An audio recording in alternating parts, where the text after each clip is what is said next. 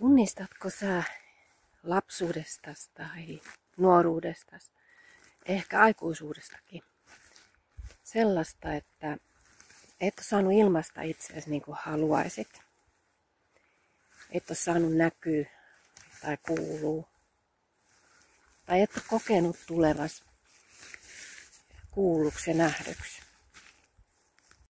Tai sellaista tunnekylmyyden ja puhumattomuuden ilmapiiriä. Ootko tullut ajatelleeksi, että ne asiat jumittaa sun elämässä vielä tänäkin päivänä? Ne voi tuntua fyysisinä kipuina tai semmoisena tunteena, että elämä ei mene eteenpäin ja aina samantyyppiset vastoinkäymiset seuraa sua elämässä.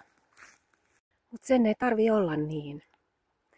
Mä oon tekemässä verkkokurssia tähän ja siihen liittyen mä tarjon sulle ilmaisen harjoituksen, mistä sä voit itse kokeilla ja tuntea, mikä se vaikutus on ja mistä siinä on kysymys.